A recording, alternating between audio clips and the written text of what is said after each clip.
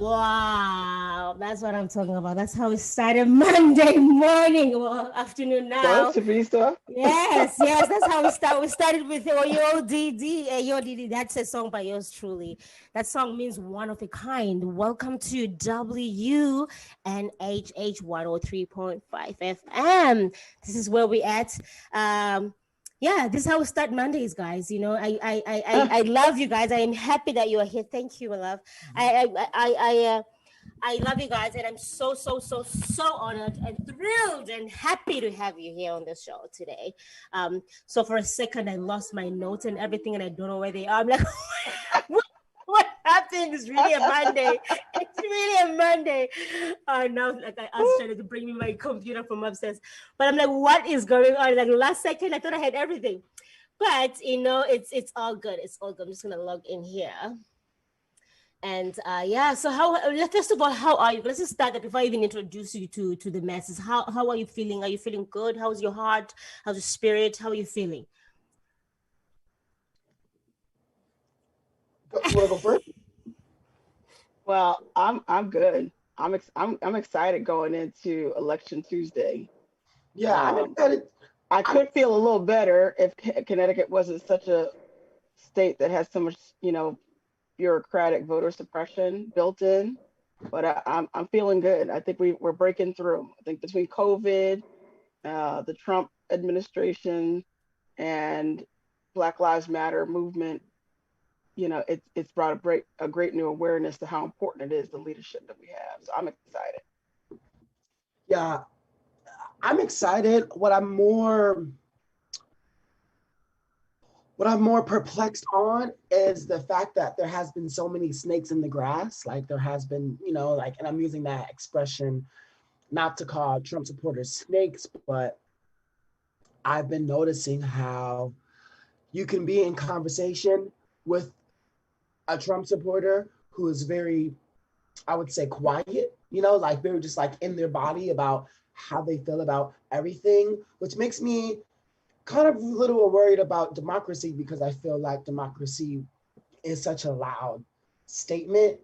So I'm I'm excited, but I'm also like now more than ever, I think we've been like painting a picture on who the Trump supporters are, and it's kind of been creating this sort of like demonstrative view. And I think like that is something that I feel like is going to worry me regardless of who wins or not, because there's just been just a lot of physical transaction between Trump supporters and Biden supporters that it's just like now starting to become so blown up, and I can't even tell who a Trump supporter is. I feel like they're all around me and they're so covert now that it's starting to Hmm. feel like the new addition to racism is also being a covert Trump supporter. You know what I mean? So I'm like, oh, this is so scary. I am Hmm. excited, but also like, where are all y'all at? Because we see Democrats, but I don't see y'all. Like, I don't know where the Trump supporters are, and they might be the people laying right next to us. So it's like a very weird disposition to feel like, yeah. Hmm. Wow, Right. that is true. Like we everybody's kind of feeling a certain way right now, and I realize every time this year, I mean, around this time of the year, everyone is feeling emotional. Everybody's feeling either excited. I don't even think people feel excited about this time of the year more than anything. I think since the last 4 years, I remember when I just moved here, and the elections happen around about the time when it's my son's birthday, Wow. actually on the 9th. I think the last time it happened around about the 9th, I believe, or maybe the results were on the 9th.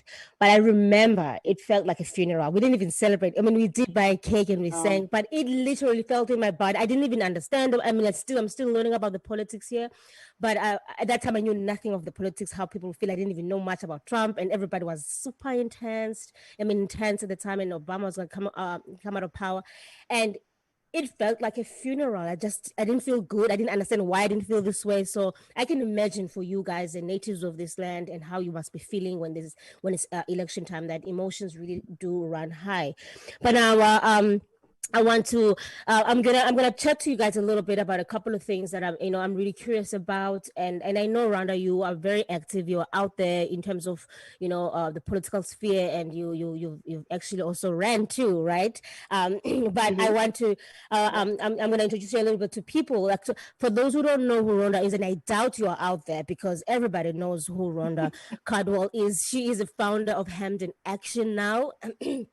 And she is it's a community action group with a mission to eliminating the social power and legal authority of racism. And she's an elected member of the Hamden Democratic Town Committee. I didn't know that. um, and yeah, she's an activist, and she demands accountability and transparency to our police. I've seen her in action do it, and you don't mess with her, and she will make you tell the truth. And if you're not ready to tell the truth, do not come close to her. And yeah, so like, Rhonda, I want you to tell us a little bit more about who you are, what you've been doing, and why people pretty much should know who you are in this community. We you've just had enough. Our towns are segregated. Our state is very segregated. Our election process is extremely suppressive. And we, you know, you know, Jeffrey Robinson from the ACLU in Washington D.C. has, I think, the most fabulous definition of racism. It's prejudice, but it's the social power of prejudice, but it's also wrapped in legal authority. And the legal authority starts at the voting booth. It's the people that we decide who are going to represent us in our agenda.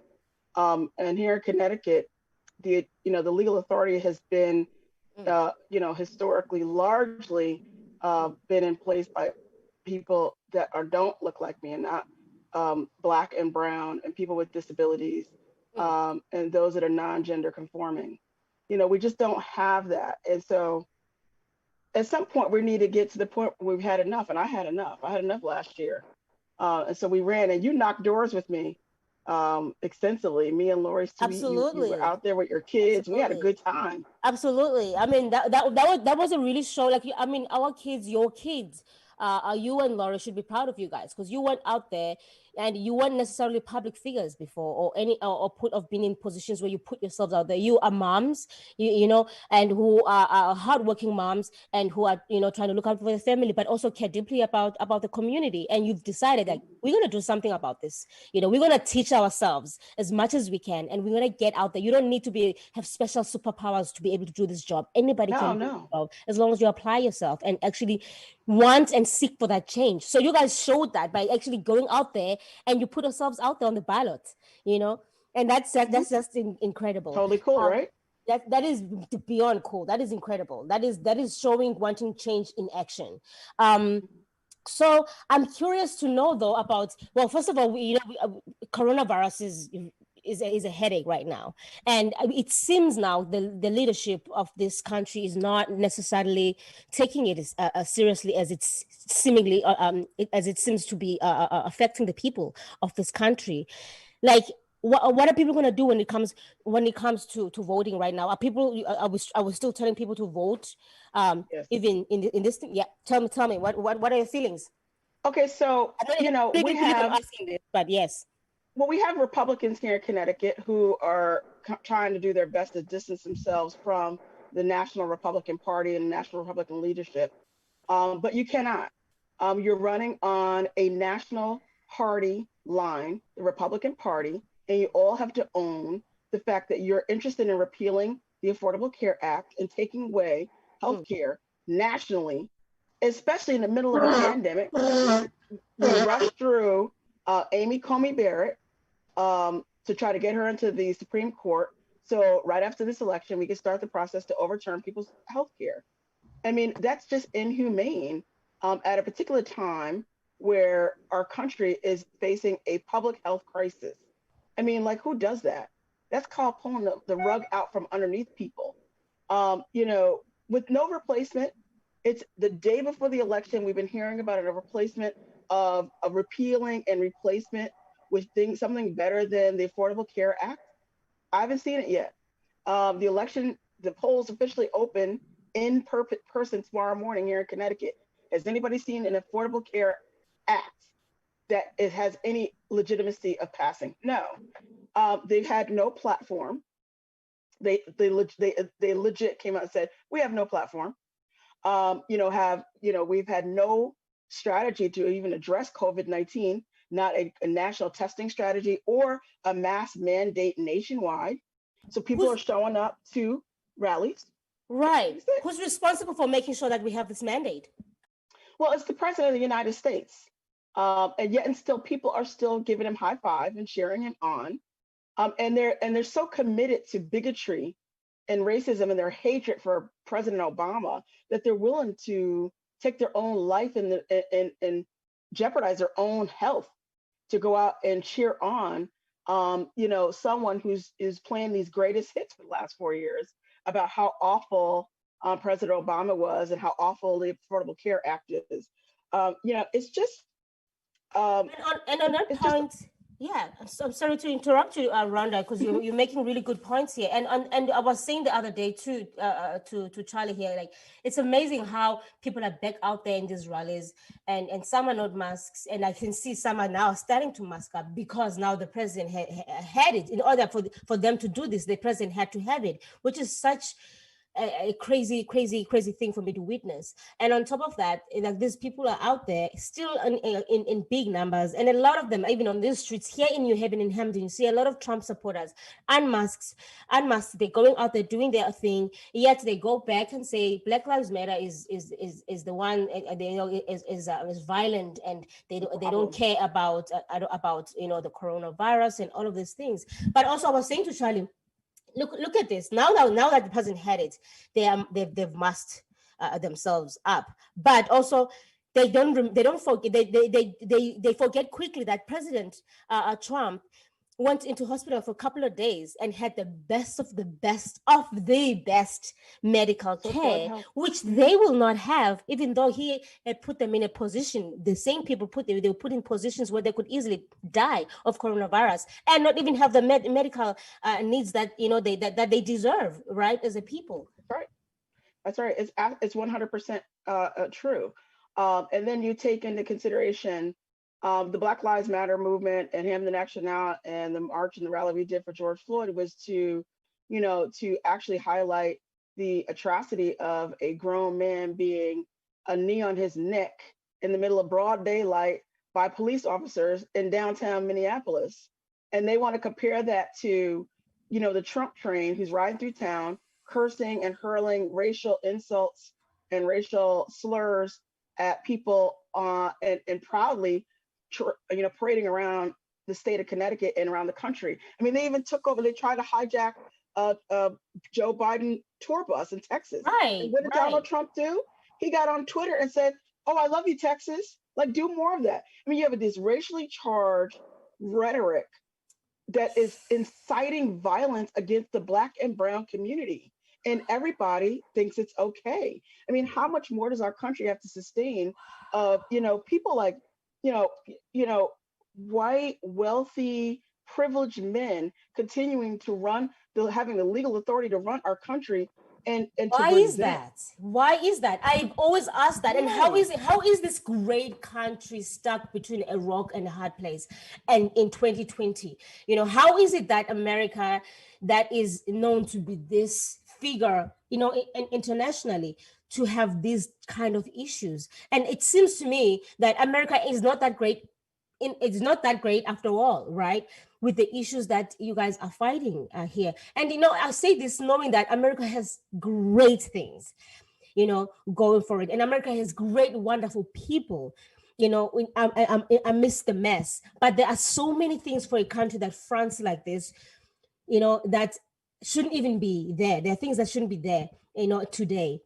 Like reparations, nobody talks about reparations. Everybody feels like they feel offended as soon as you mention those words, or like, why should we pay you? And people don't talk about slavery in a sense that I always feel when I receive it as someone from outside and I hear it, I always hear people talk about slaves. But I'm like, no, let's talk about enslavers, because this mentality of always normalizing slaves, like equating black people to slavery, and like black. How about we just also like remember that? Let's talk about the enslaving. What is wrong with that?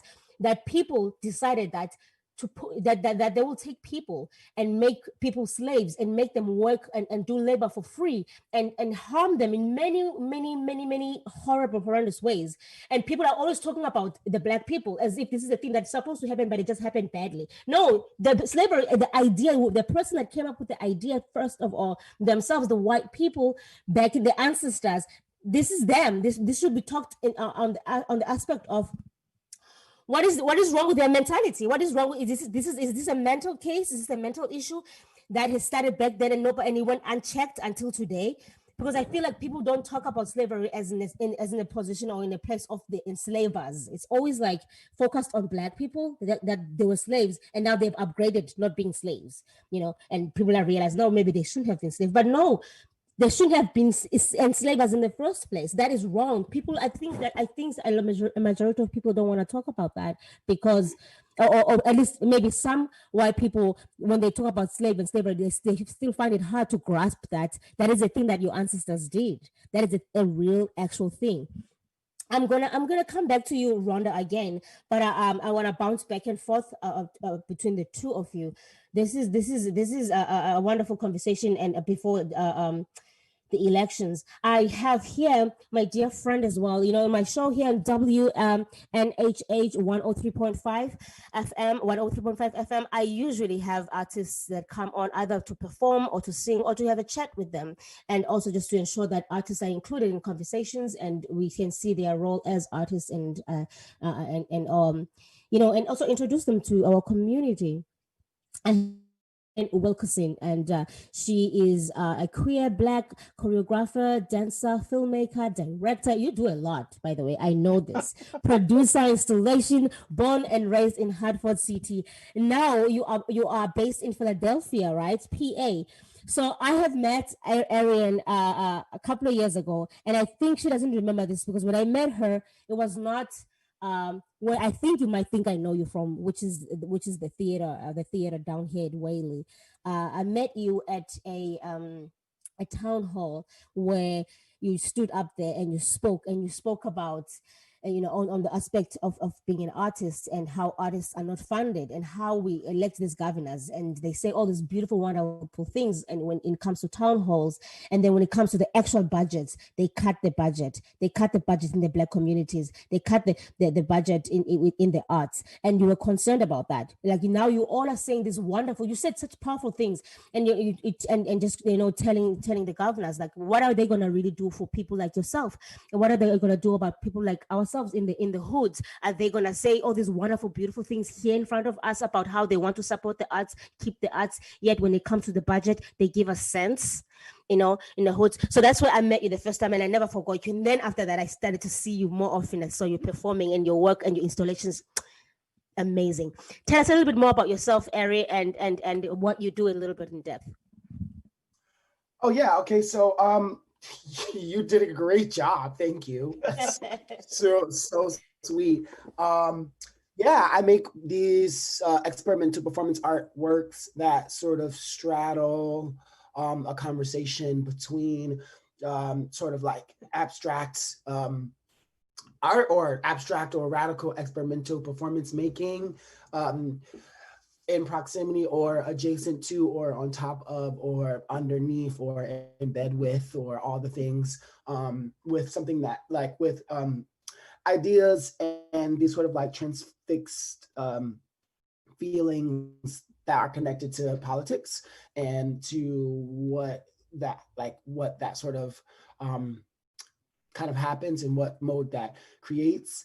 I have a particular weird background because, yeah, I've been a performing artist since I was maybe like 12 or 13, but I didn't start really making radical work until I was about 23, 24.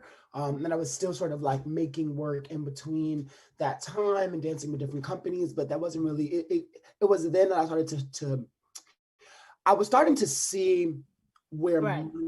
where money was coming from. I was starting to find out how money was power. And I was also noticing that artistically you can say more and you can do more if you had ownership. So Mm. that's what really made me start my company, and like blow that up, was because I didn't want anybody to tell me that I can't say or I can't do what it is that I'm saying or that I'm doing. That's right. You want freedom of expression Yeah, completely. but the only Control. way that I can have freedom of expression completely is if I sort of, yeah, I mean, because even though we think that we're free, we're not really free. But I thought to myself, I know that on a piece of paper to white people, if you have something that is an LLC, a business, like a business registration, EIN number, if if you're paying taxes, if you know how to actually talk the white talk, Talk which is like business. talk the business, then You're right. then it like, then like they switch, because I felt like for a long time people see artists as these hanky panky things, but when I arrived to shit, I'm like, well, no, I actually own everything in this room and I paid for it. So now You're you can't right. talk to me. You can't talk to me like I'm just an artist. You have to talk to me like I'm the motherfucker who paid for all this shit, No, yeah, I agree with I agree. like, I, period, absolutely. So I think Absolutely. that I think that changed my relationship to white people a lot, because they there was no more giver and receiver. It was more like, I'm here giving, you are receiving, and I'm receiving, you are giving. There's no black or white or gray area. It's you Right. do your part because I'm doing mine, and I can hold you accountable, and also I can talk to you like how the fuck I want, And so I felt like Yes, that I is felt so like true. that sort of like changed my persona. And Connecticut.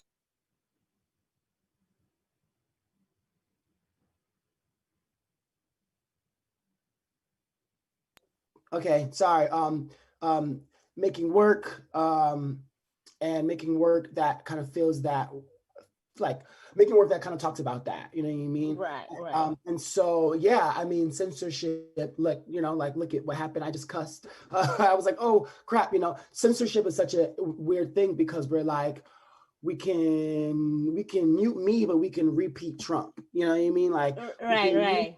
like, I can just get muted, but then we can re-listen to Trump saying racist things without a Right. cuss word, and we can just hear that over and over and over again. So Right. That is a, I, that is a, that is that is that is a, I think, a very fair and good point, because hatred is not in the F word, but hatred is the things that we say in our student ties and tell our right, children to be enslavers yeah, in future, yeah, and and so how we, nobody catches it, you know. yeah, and So so how we.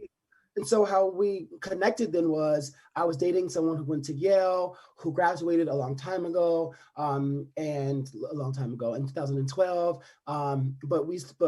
But we met in 2016. This was around the time when Scott Marks and New Haven Rising was like kind of sort of big, in New Haven, and they were trying to do the Yale, getting 1,000 jobs out of Yale, and trying to create teachers union and things like that. So that was my kind of sort of introduction to like orders and like what was happening with Yale, and divesting from them to sort of invest in a community, mm, because Yale didn't pay taxes, and also Yale hires Black and brown people in their community. But if you look at where they're hiring them, they're in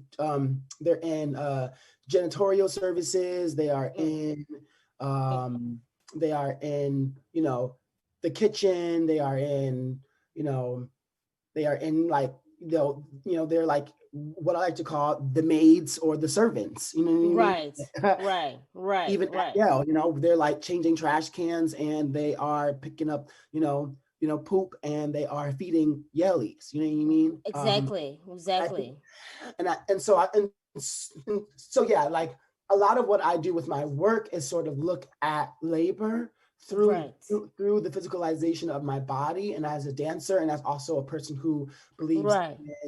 in the business aspect of it. I Mhm. think that art is one of the most informing parts of it.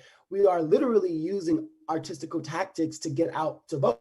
We're usually like, graphic designers are probably one of the most booked things right now because everyone wants to get a sign made. Everyone wants to, you know, display some sort of moment through art or say something through a song or say Look something at us. through. We need art now. We need art now. Yeah, You know. yeah, but we, you know, But but we're we gonna sort of cut the budget. right, yeah, yeah, and so that's what happened here in Philadelphia.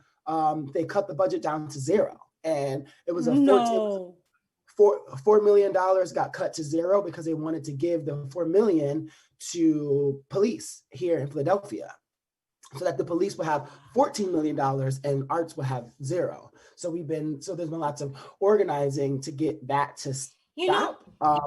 And so that we can do that. Also, Philadelphia, I don't know if you have noticed that Philadelphia has been pretty lawless lately because of the Walter Wallace shootings. Walter Wallace was an African-American man who was shot 12 times by police. The video is very heartening. It was right on 54th and Pine, not too far from me. And we were out there in the streets. I was out there. I mean, look, they can arrest me all they want, but I was out there throwing stuff at the police. I was throwing stuff at the police and yelling at them, and like, you know, and we weren't stopping. And when the George Floyd happened here, you know, we were out there in the streets. We were fighting. We were trying to get the Frank Rizzo statue removed. Like, the community really banded together. And yes, the looting was insane. They were robbing cars. They were looting car dealerships and ATMs and banks and Apple stores and you name it. And Family Dollars and everything. But I felt like there was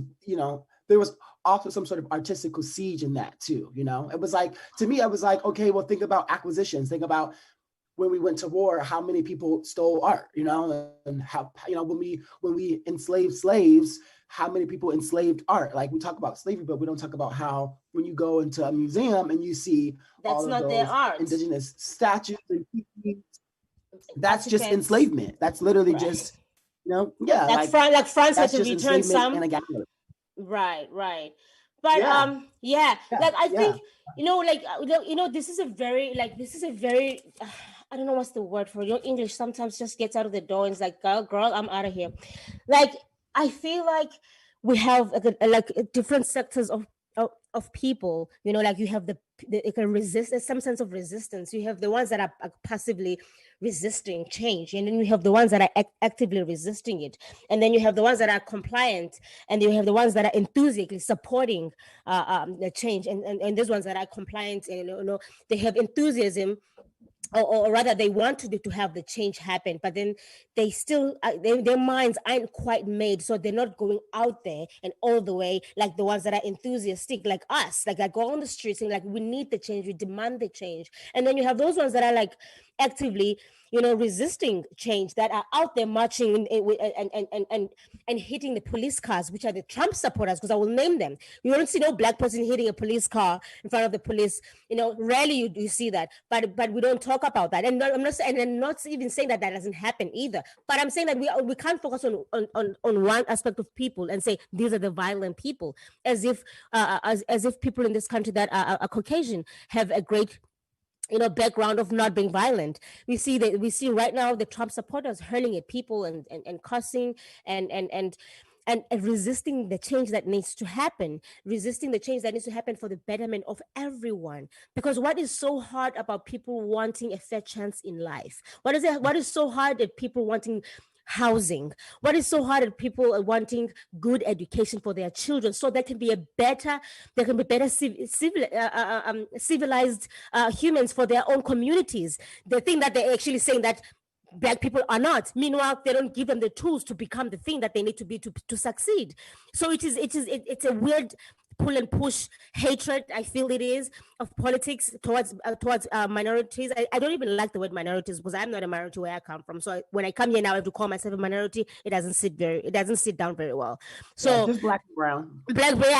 Yeah, I am no minority here. So like those things are like, for me, it makes me feel like how intelligent are we as a people to resist things that are good for everybody? You know, that unless you really just filled with hatred and a real you know, great supporter of racism. So like, tell me, Rhonda, when it comes to housing, and when it comes to, and I just want people to know too here, Rhonda isn't just a mom that decided to just run. Rhonda has a background also in school. You were an educated woman. You're a woman who, like, I did my masters. I can't remember what it was now. I did my masters, and I did, I put in my time so I can be a better human in this world, in the community, and pay my dues where I need to pay them. And on top of that, not only that, I'm going to get out there and extend myself and run, for my people in my community. So tell me about the situation of when it comes to education, because I know in the education system it is fraught. It is not okay. A mess. The way they teach our children, the indoctrination that is in our education. What do you think about that? Well, I mean, the school to prison pipeline is pretty clear. I mean, when you have like the town of Hamden, and other towns like Hamden, not just Hamden, but other towns here in Connecticut and in the United States, where you have Black and brown kids, and those kids that are have disabilities are disciplined at 5 times the rate of their white counterpart. And then you go and look at the academic performance, they're underachieving at 2 times and 3 times the rate of their counterpart. So, I mean, but you have the leadership not want to look at it, Yeah. because we it's so easy to buy into, the great white lie that we're culturally disadvantaged. That's what they said. That's what they called it back in my day, Wow. in the Wow. 70s and 80s, when I was, you're just culturally disadvantaged. Wow. And, Who are the black people? The black people and the brown black, the people? brown, The ones with and the those ones with the culture? disabilities. The Yeah, ones with with an our actual culture? culture is just disadvantaged. Wow. I mean, Meanwhile, every white kid is listening to every black artist in the world. Meanwhile, exactly. every white person is like idolizing Beyonce. Sorry to cut you off, but So yeah. you need to have leadership that is willing to really look at it and find out why these kids are being expelled and suspended at a higher rate than their white Then counterparts, because it's not right, because they're just good and these kids over here are just right, bad. No, I don't buy no, that. Not buying no, that. no. Black people have been criminalized since the Since antebellum era. I mean, that's how it works. To criminalize black people, especially black men.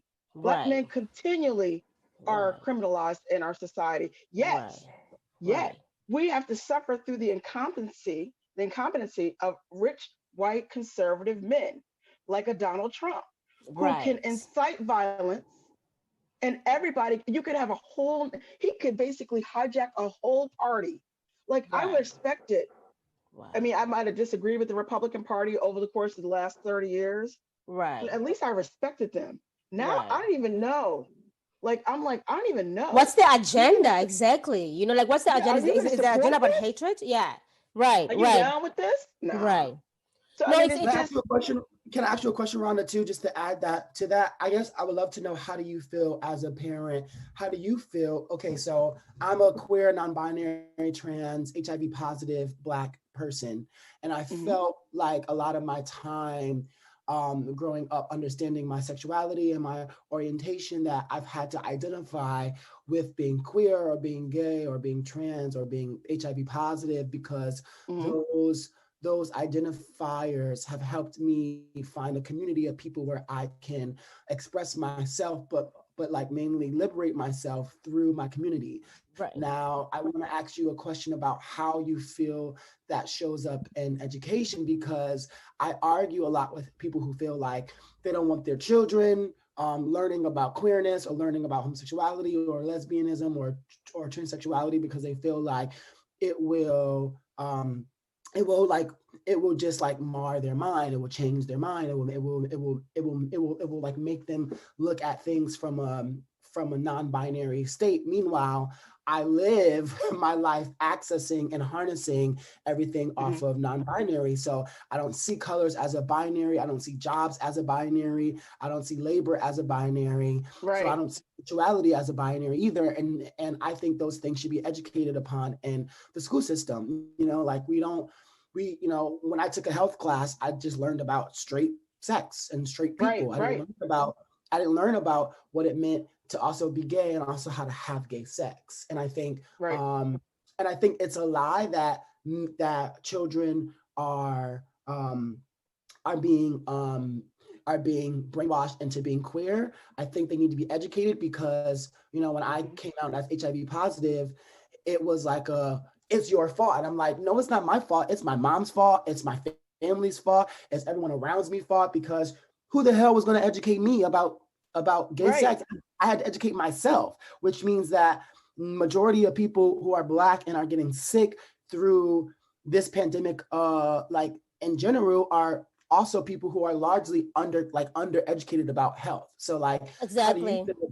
how do you feel about that being, you know, a Black mom, you know, and my Black mom, you know, will never fully accept that I'm queer, even though I'm 29 years old and I've lived all over the globe, and she's very proud of me and she's very proud of the work I'm doing, but that still doesn't absolve me of my sexuality. So I kind of wonder, like, how do you feel about that also in the school system, predominantly because we talk about Black men are being criminalized, but trans women go to jail and they get Trans women are being killed. You know, they're being killed, but they also go to jail, and they also They're get being sexually tried as men, assaulted you as know, well. like, yeah, you know, like they also get tried as men, or like, you know, like they get locked up and they get thrown into cells with men, you know, like there's just all this reproduction. And there's a video that came out today that was kind of funny. That was like, it was like all the clips from Trump saying in 2017, 2018, 2019, how he did not support gay marriage, how he wanted to, how he did not support trans in the military. But then there are the videos at his rally that says, oh, like, I support everyone. So I'm just like, what the, like, how do we, like, there's literally informational proof. So sorry to like ramble, but I would love to know as a Black mom, like what, like, just can you talk about that? Like in like, you know, homosexuality needs to be taught in the middle school. My child is in 7th grade right now. Okay. She's in health class. There's no discussion about it. There's no discussion.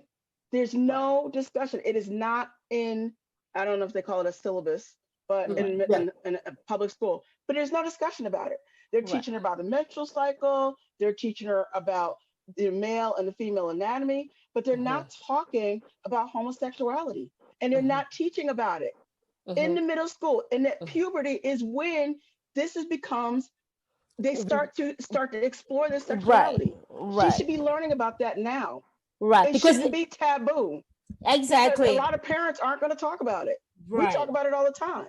You know, we talk about it. We talked about it, you know, a little bit as she was in elementary school, like 1st, 2nd, 3rd grade. But now her body's changing. You know what I'm saying?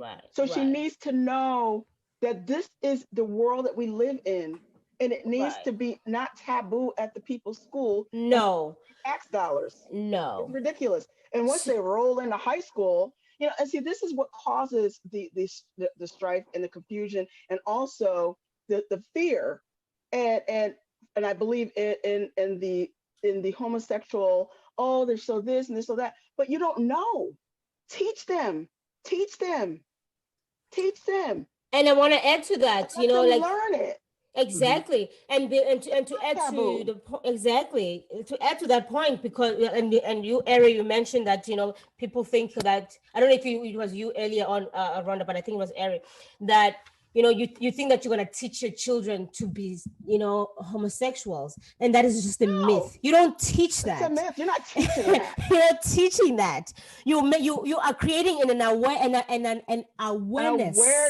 of who people are and the diversity of people within their sexualities. You're not telling a child that this is what you are going to become because you have to become this. That is just a very ignorant way of thinking about it, and a defense mechanism of parents who don't want to grow and open up their minds to how the actual world is, because no matter how much we deny it in our own little hubs, in our own little homes, it happens. It's nothing we can do to change it. There is no amount of lies we can spread, or an amount of myths we can tell our children in our homes, because when they step out of the house, they go to college. When they step out of the house, they go to a working place. When they step out of the house, they go to a club. They're not going to see the actual people, and that the actual people, in the actual people, They are black and brown, green, orange, Asian. Everybody is there, including the fact that there are people in the LGBTQ plus community, and they exist and they're here to exist and to stay. There's nothing we can do about it. So the more Right. the honest we confront these issues, even now when we vote with those things in mind. That when you Right. put that Right. X, you vote and you vote knowing that your children are gonna. You're voting for the education that's honest, and education that's not in No. something to indoctrinate our children about. Because we know how, I don't even want to go into Christianity, how they've put that into our schools and how it's indoctrinated people to behave in certain ways, yet we don't even Right. hold people, the white terrorists that are Christian, that do atrocities. Exactly. We don't demonize the whole religion, yet it's the You want to same. indoctrinate against homosexuality, but you want to tell me Exactly. that Christopher Columbus was a great person. Right, Right. exactly. So Dude. exactly. So we gotta check Oh, ourselves very homosexuality is honestly. bad.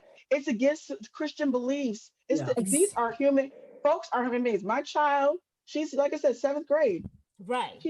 She could come to me and say she's queer. I'm like, okay, well, let's talk about it. Right. Let's talk about it. Because You're not going to talk about it in school. They're not going to bring it up in school. and Mhm. and Not and in and, and, language. and in fact, if and in fact, with a tinge bit of understanding how parents were raised differently, generations are Yeah. changing. Generations are changing.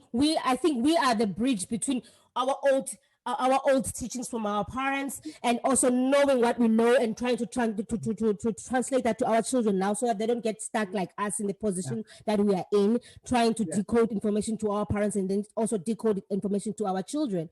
But Right. now we need to be quite honest with our children. Now, my kids, there's nothing they don't know about life. They ask, I tell them, this is the policy in my house. You have to ask me anything and everything that exists in life. Because who are you going to ask that thing? Right. Ask me. If Let I me don't be the know, first I'll line of research. defense. Right. If I don't know it, I'll ask you to pause it. I'll research it. Or let's do it together. Let's do the research for this together. talk about Or as it. a family, let's talk about it. Even if it's uncomfortable for all of us, even if that's not how we were raised. You got to hear it though. Constantly learning. So even I'm 37. Oops, people know my age now. But like in my age group, you would be surprised how much we are You're still young. stuck. But you'll be surprised how much we are still stuck not understanding the LGBTQ community, and we are literally learning on a go. Like, for instance, I think I knew about it, but not quite. I didn't understand in depth about it, but not quite. Because I was raised in my hood, how people looked at people that are homosexuals. So it was a matter of, it's a joke. It was a matter of like, when they entertain us, it's great. But then when they have to live their lives truthfully and honestly, people have an issue. have to live And then your I picked truth. that up. Like, no, stop using homosexuals for your entertainment. They're actual people. Exactly. They're actual people who need healthcare, who need proper education, who need full acceptance of the community, who need to be worked into their workforces, into school systems, like normal people. By school systems, I mean in actual education, like what you're talking about now. Sex education must be included there, within the other sex education, or what, I don't know what's it called, health education these days, but it must be included as part of people that have, and there are people that have a sexuality that it needs to be known about, it needs to be talked about. It's not taboo. They exist here. So when people vote, they should vote for all these things in terms of Yes. our housing as well. About housing, people there's homelessness in New Haven. It's crazy. It's People really are bad. homeless. Yeah, it's very bad in Haven. That was one of my worst things here. And Philadelphia too is very bad here, the homelessness, and also the transphobia, the murders, it's very interesting that we are kind of like reverting backwards. It's We're so going weird. backwards. We are, it's like a weird thing. My own mom, she's 59 years old. She tells me, why do you have to share that you're queer? Why do you have to share that you're HIV positive? So why Like, not? Why not? I'm like, But she's yeah. not accepted it. I'm like, Because she I'm has just who you are. I'm like, what is happening? I'm like, yo, like, yeah. I'm like, she's like, don't everybody need to know that? And I'm like, that's the problem, mom. Like, mom, people don't know, but they need to know. But not just that, you spent so much time learning how to hide. I'm not spending all that time living on earth trying to hide. I'm not spending all that time learning how to hide, mom. And what are you hiding for? And for what? 59 years old. See, this is what the problem I have always had with racism. We have made our whole life around making white people comfortable. Everything we do, Everything we say, That's a how we fact. say it. And if you're queer and Code you're black, switching. you are now a double negative. I mean, it's like you just really get it heaped on. And so Right. now you have to go around making sure that I don't make my queerness doesn't make you uncomfortable. My So I have to blackness change doesn't make you myself. It's like uncomfortable. switch code. What do you call it? Code switching that we have to do as a black people Yes, whenever we in the. constantly. But you don't see why people code switching for us when they come into our No. spaces. Should they come to our And spaces? Because that and really that's ever why I happens. feel like, and that's why I do feel like the black experience and the gay experience are very similar. People hate saying that because they're like, how can the black experience be like the gay experience? I'm like, it's the same thing, y'all. The only thing about it is that white people can be gay too, but y'all don't harness them. Like y'all don't strap them up in a harness. Y'all don't even No. see them. That's why I No. feel like the black experience and the gay experience is so Similarities. familiar, because there is a distinction, but what people think about is, oh well, you can see that someone's black, you can't see that someone's queer, but when you see it, you know it, you know. Right. So there's a situation where like queerness is covertly, but then when it when it happens overtly, there's a sense of like, you know, let's try to like act like we didn't see, which is very like comparison to like blackness. Like let's just act like this black person we don't see, but you see, like you understand that you can't see into the darkness. You can see into the darkness, but you can't really see into the darkness. And I think Right. that's such a weird parable to sometimes put in the play, but yeah, like when I think about voting, my grandmother. Yeah, let's talk vote. Let's talk vote before we close it. She's from the Gullah Island. Mhm.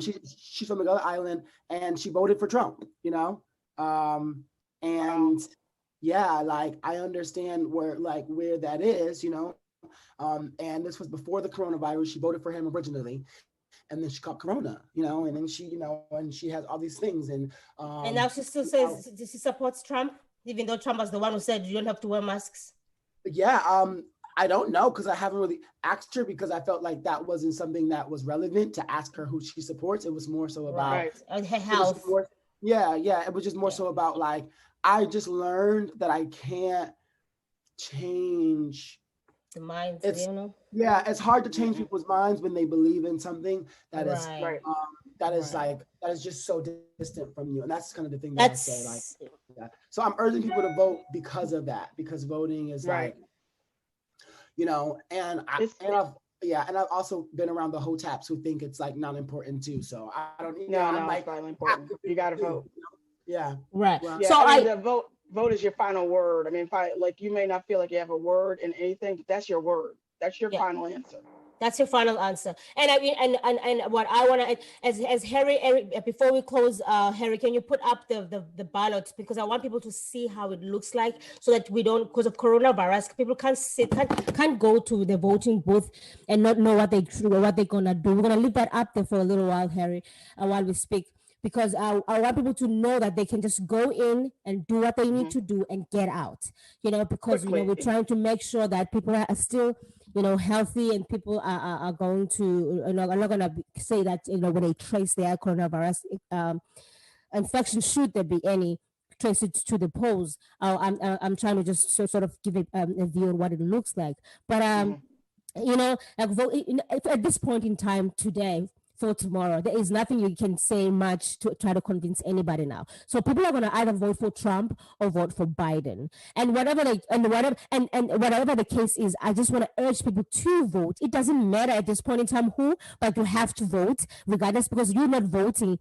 It doesn't really make a huge difference in this. I don't know how to. It's a lack of better words for saying that, but if you don't vote, you know, like it's almost like wasting your voice. You're not saying what you want to say, because whether you vote or not, it's either going to be one of them, right? It's going to be one of them regardless. It's either going to be Trump or it's going to be Biden regardless, right? So rather just go and vote. Just rather go vote and exercise your given right, and do what you need to do.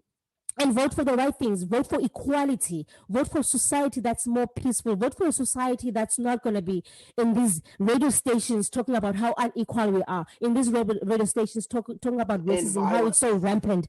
Talking about the violence that is clear and in our neighborhoods and communities. The intense hatred that is within our neighborhoods and communities. Vote for Yeah, those the things violence to against Black people by the and police. violence I mean, about, we keep yes, the stop black killing people. brutality, exactly, all of that violence, brutality, all of that, we need to vote against that. When you vote for Trump, it's either you're voting saying that these things should be continuing, or you're saying that we like what he does for our, because we're rich, we like that our taxes, we're getting all these returns. You vote, if you vote for Trump, you're voting because you like to see a black man, on the ground, with a knee of an authority on his neck, because what else are you saying? Because the same guy that you're going to be voting for is the one who does not denounce all of that hatred, who pretty much is in support of violence and inciting people into violence. So I want to say thank you to all of you guys, and also remind people to vote for the right thing, vote for the change, and for Right. equality of all of us, and for great education for everybody else, so that we can all be in one in the society. And yeah, I do want to say quickly though, because I did run into this, and I don't know how controversial this is. Harry Draws, I looked you up on Facebook. I know you are listening to this because you're running the thing, and I know that you are a Trump Pence supporter. It's on your Facebook. Fine. I hope you know that like this conversation that you are part of isn't to like poke at you or to poke at you being a Trump supporter. I'm only saying that just because I looked you up on Facebook and I saw Trump Pence on your Facebook, and I'm not calling you out. I'm not calling you a bad person. I'm just saying that this is a conversation that we need to have, and that I appreciate that, but I also know like I'm not going to let Trump supporters hide in the dark. So I'm like, I saw that you are a Trump Pence supporter, and I clearly know who you are going to vote for, and Yeah. and you worked, and that's all love. But I'm letting you know Probably that already I see voted. you. Like, I'm letting you know that I see you, and that's just that, yeah, that's all I have to say. Yeah. So, See you too. I see. Thank you. Yeah. So we're all gonna be voting. We're all gonna be voting for. Yes. What I don't support is people not voting at all. People are gonna be No. voting for whoever they believe that is doing the best for them, and people are gonna voice out what they feel like what the other candidates are doing. That's harming our community. So thank you very much, everybody. I love you all. Thank you for coming to this show, and let's talk. Please Thank vote you. This is everybody so much tomorrow. fun, Thabisa. Thank you, Rhonda. Thank you so much, Thabisa. Thank you so much. Love you Thank you, so Harry, much. as always. Thank you for hooking us up. Thank you so much. Enjoy. All right. Enjoy your day.